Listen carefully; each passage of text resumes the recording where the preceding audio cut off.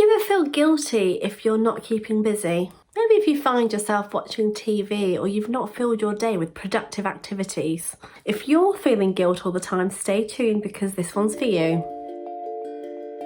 Hi, I'm Serena Simmons and welcome to the Psychology School. This week I've decided to tackle something that impacts my clients, but also it's something that I struggle with myself. I never have wanted to present as someone who completely has their shit together.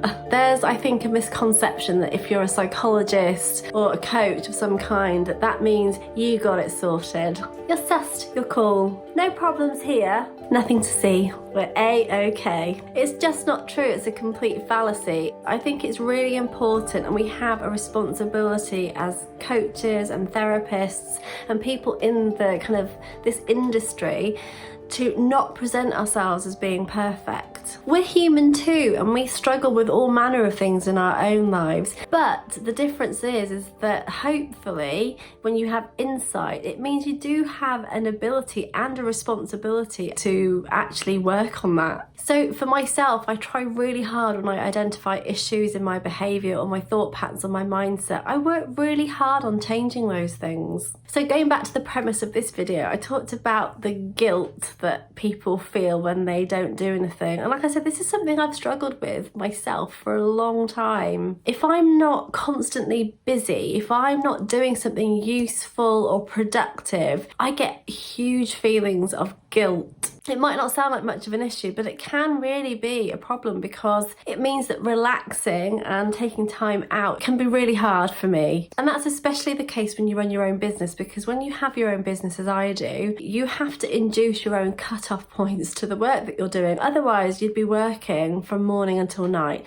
which actually sometimes you do that, but that's pesky. So it's because you love what you do. There's a bit of an issue there, but we won't go into that today. There has to come a point where you are actually happy stopping and being still and not constantly performing and being on that conveyor belt. Why? Because it's unhealthy to not be able to stop. And also it becomes an issue because actually what you end up doing, your actions become a justification. There's often a reflection of some inner sense of lack or something else that's going on inside. Because I've worked hard on it, I'm able to help the clients that I work with the same issue, and so many of my clients present with the same problem. What it looks like for them is the same manifestation of not being able to stop by always keeping busy, always looking for something to fill their time. I mean, literally the clients I work with, and I've fallen into this myself, even if they're watching a film and are trying to relax, they have to do something and do some work or do something else while they're doing that to justify what they're doing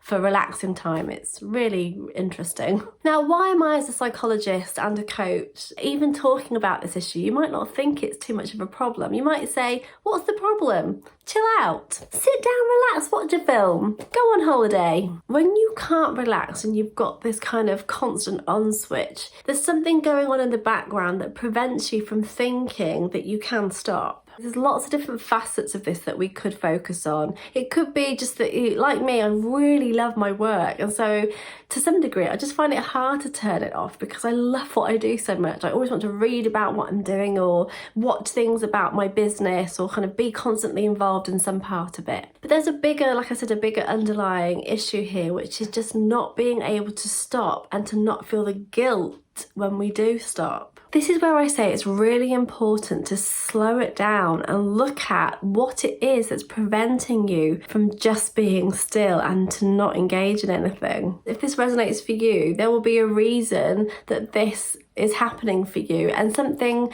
maybe that in your past or a series of things that have informed this way of being. But often it's one of the key themes I do want to bring up, and it's one of the things that I think I see across the board, and I've identified it myself as well. And this is the particular point I want to raise in this video, and that is there's very often a sense of lack. And what I mean by that is there's a sense of lack in yourself. One small portion of it that I see again and again is when you do this, it's because you don't feel feel enough? Where does that come from for you? If you start to think about it and break it down, where did you identify it? Where did you not feel enough? Who are you doing it for? Often how we can start to break this cycle is when we start to find a peace with just who we are in this moment. We are enough. We don't have to perform. We don't have to do anything to appear to be something for other people. Often in that past when we were younger, that may have been for our parents. But as we progress, that ends up being something that we do for other people. We try and present this amazing character and this persona to